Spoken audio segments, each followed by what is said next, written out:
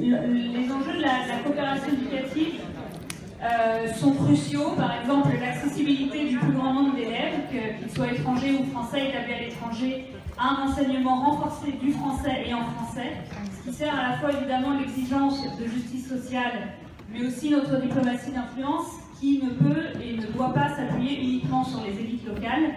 Donc dans ce contexte, dans quelle mesure est-ce que l'enseignement français à l'étranger élargit-il son périmètre et peut continuer à le faire pour répondre à l'ensemble de ces enjeux? Je vais donner la parole à ce sujet d'abord au député Frédéric Petit.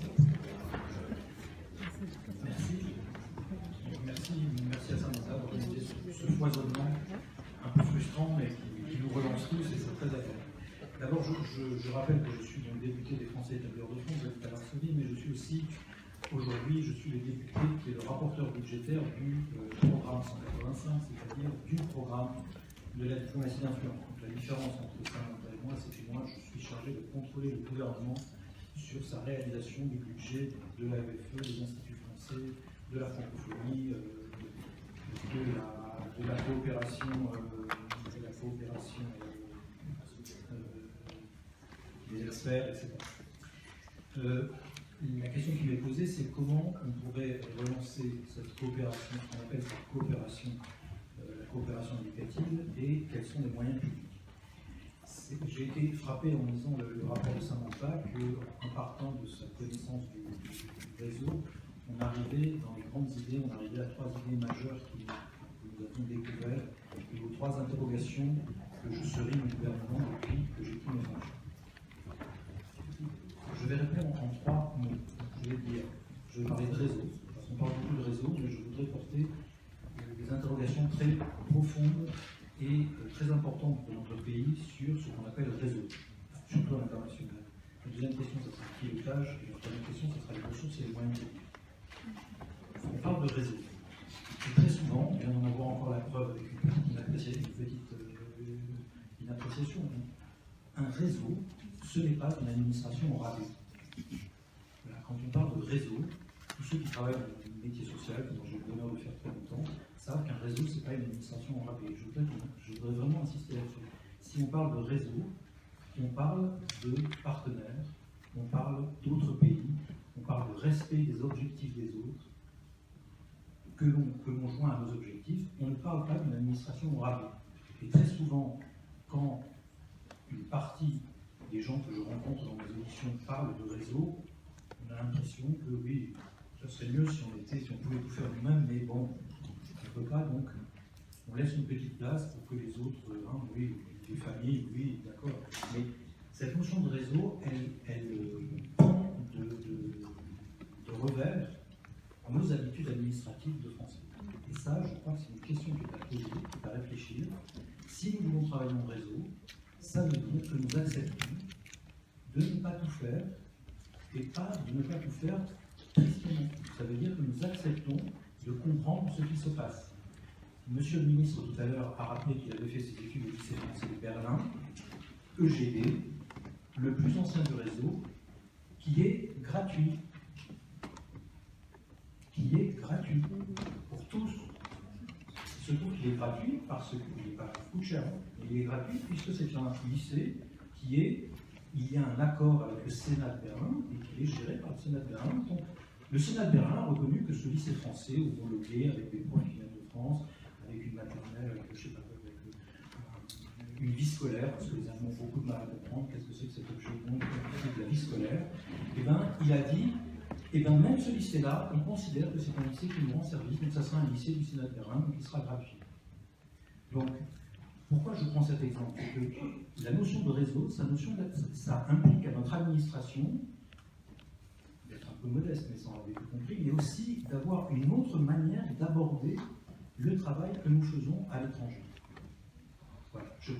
Quand on parle de notion de service public à l'étranger, je pense qu'il doit être quand même un peu prudent. C'est un exemple que je prends beaucoup lors de mes grandes tournées, de mes nombreux échanges sur le terrain. J'aimerais connaître l'appréciation de mes concitoyens si un État étranger achetait un terrain à Paris, construisait un énorme établissement, amène 50 fonctionnaires et disent maintenant les ressortissants Les jeunes en France qui sont de chez nous, ils vont se scolariser là dans notre langue.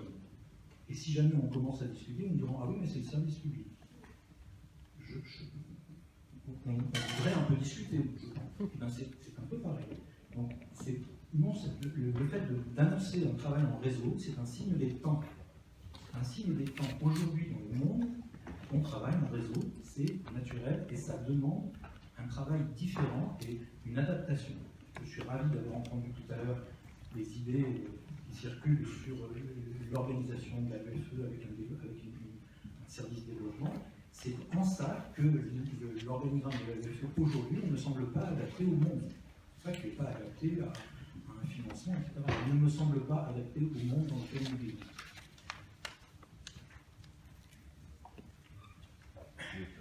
Alors ce réseau, il existe. Et là, s'il y a quelqu'un qui je tire mon chapeau, c'est à l'AEFE. Parce que c'est l'AEFE qui a fait ce réseau pendant 20 ans. Il y a 20 ans, c'était encore pire. Même pas pire, c'était Saigon, c'était inimaginable la situation qu'on avait. En 20 ans, l'AEFE a construit un réseau. Maintenant, il faut se mettre à disposition de ce réseau, il faut le lancer, il faut l'utiliser, il faut s'en servir pour que nous travaillions. Et puis ce réseau, ce n'est pas que le réseau éducatif. Dans mon dernier rapport, vous avez tous lu évidemment, puisque c'est un rapport public, dans mon dernier rapport, sur la diplomatie de l'influence, j'ai essayé de transformer ce terme. Je n'aime pas ce terme de diplomatie de l'influence. La diplomatie, c'est la diplomatie, les consulaires, c'est consulaire, nous avons des ambassadeurs, nous avons des consuls, et il y a une action de la France, par des réseaux économiques, éducatifs, culturels. Et c'est ça que nous devons transformer. C'est-à-dire que nous devons avoir un travail qui soit un peu différent de ce qu'on a l'habitude de faire dans notre pays. On sent bien qu'on arrive à toucher quelque chose qui est à redéfinir. Qu'est-ce que c'est que le service public à l'étranger? Qu'est-ce qu'on appelle service public à l'étranger? Et je ne dis pas qu'il doit être réduit, je ne dis pas qu'il doit être moins cher, je ne dis pas qu'il doit être fait au rabais, je ne dis pas qu'il doit être fait différemment, je ne suis pas en train de parler de statut, je suis en train de parler de poser des questions importantes.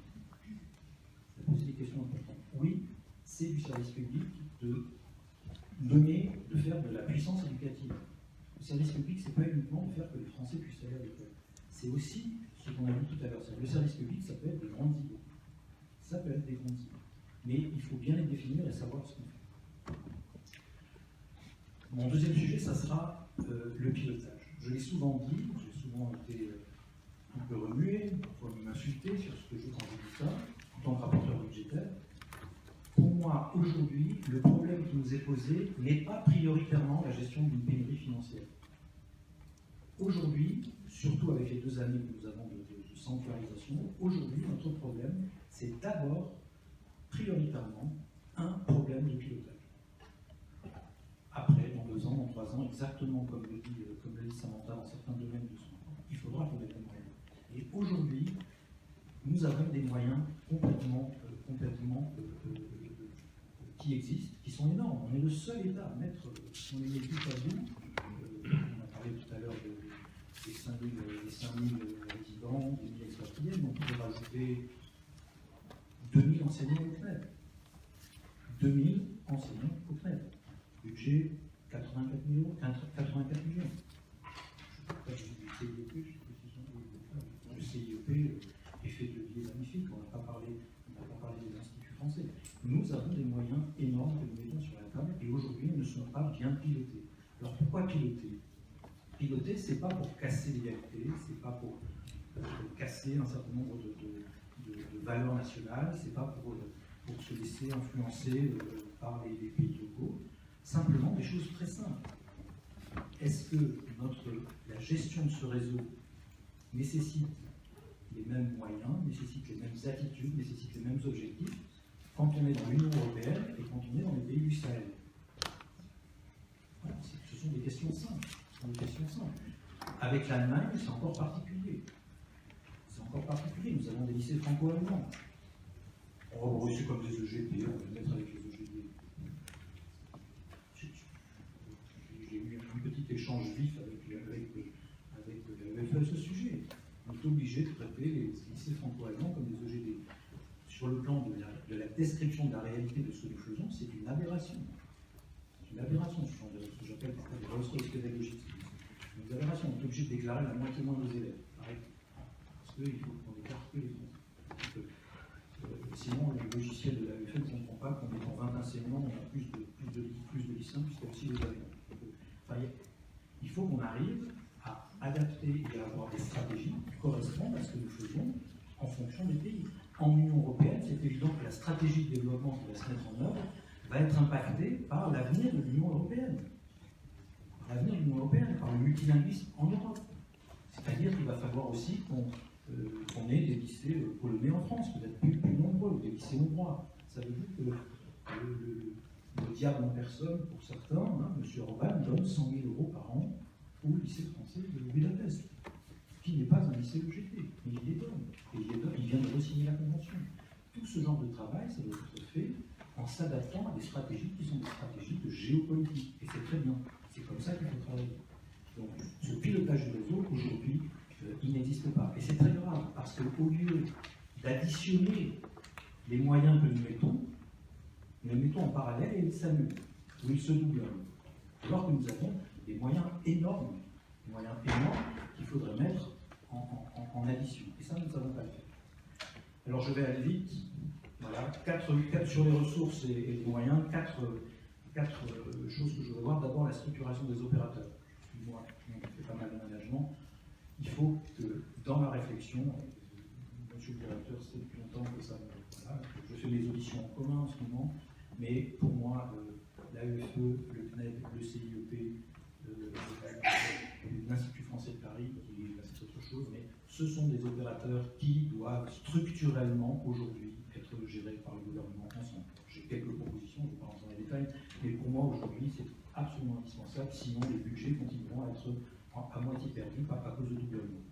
Deuxièmement, le fameux quatrième statut. Il faut que nous ayons j'appelle moi quatrième statut, que Samantha décrit de manière beaucoup plus précise. Il faut que nous ayons d'autres manières que les expatriés ou les résidents, pour que nos enseignants s'échangent à l'international. Je suis ravi d'avoir entendu tout à l'heure, dans le domaine des ressources humaines, qui est mon troisième point, le terme de profil. Nous avons un État qui ne gère pas les profils, qui gère les carrières. Je prends cet exemple souvent. Je ne vois pas de définition de profil dans tout ce que je fais. Vous pouvez retourner au ministère, mais il n'y a pas de définition de profil de qu'est-ce que c'est qu'un bon directeur d'AEFE, qu'est-ce que c'est qu'un bon directeur de l'Institut de Paris. Ça n'existe pas. Ce sont, des fois, ça tombe bien, mais il n'y a pas de gestion de profil. Donc, si nous commençons à avoir une gestion de profil, on s'en portera mieux. Et puis, dernier point qui est important, évidemment, parce que j'en ai peu parlé, je crois qu'il faut que, pour les Français, on utilise mieux le budget 151, c'est-à-dire le budget qui sert aux Français à l'étranger, celui qui fait les bourses. On a de longues discussions avec Samantha à ce sujet. Je crois qu'il manque des dispositifs complémentaires aux bourses, ou des dispositifs de gratuité du CNED, par exemple, de ce genre de choses qui ne seraient pas des grosses dépenses, mais qui permettraient effectivement d'aller au fond de la logique et de dire nous avons un outil d'influence qui dépend du plan 185 et nous devons aider nos compatriotes. Et ça dépend du 151. Il faudrait, je pense que c'est là qu'on va plutôt finir par manquer de moyens. Voilà. Dernière position. Mes positions sont publiques. Et voilà, j'invite, et les gens le savent, je pense, j'invite tout le monde à discuter avec moi. Je suis extrêmement ouvert, extrêmement présent sur le terrain et dans un souci, je pense, de fermeté sur des opinions et de grande ouverture. Je vous remercie.